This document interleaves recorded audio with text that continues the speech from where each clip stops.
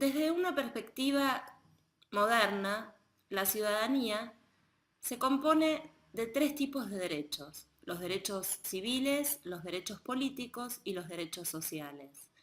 Esta es la forma en la que definió el concepto de ciudadanía T.H. Marshall, sociólogo británico, que hacia mediados del siglo XX publicó un libro denominado Ciudadanía y clase social.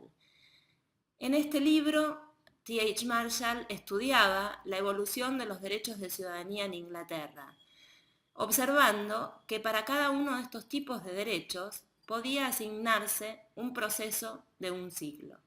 Así, los derechos civiles fueron los primeros en adquirirse en el siglo XVIII, luego el siglo XIX trajo a los derechos políticos y en el siglo XX se desplegaron los derechos sociales.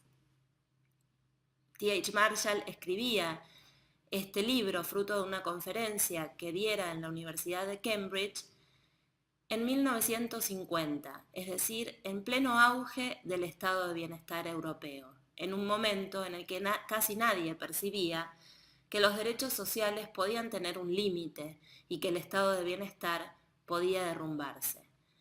A Marshall tempranamente le preocupaba que los derechos sociales en algún momento pudieran entrar en contradicción con los intereses de clase, es decir, que el interés individual en algún momento chocara con esta pretensión del Estado de dar prioridad a la igualdad.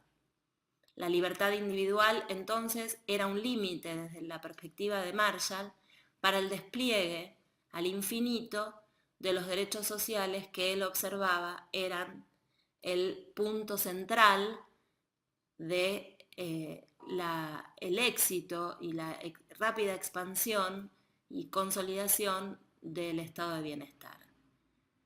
Cuando T.H. Marshall publicó esta conferencia, no tuvo mucha repercusión, sino hasta más o menos mediados de la década del 60, cuando desde la historiografía comenzaron a revisarse estas visiones liberales, así se las clasificó, de ciudadanía. Se pensaba que T.H. Marshall era un sociólogo influido por la teoría del estructural funcionalismo, esa teoría que veía en la evolución histórica una evolución lineal, una evolución no conflictiva. Sin embargo, cuando uno lee atentamente este libro de Marshall, encuentra que el sociólogo británico no hablaba en absoluto de un proceso lineal y no conflictivo, y mucho menos de una gran teoría de la ciudadanía.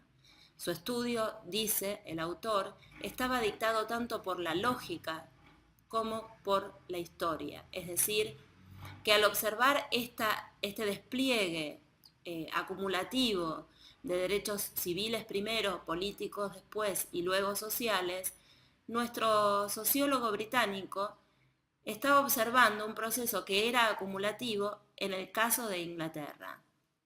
Y se ocupó de advertir que esta acumulación era tal cuando uno miraba los derechos de ciudadanía de los varones letrados, los varones alfabetizados, los varones blancos, los varones propietarios.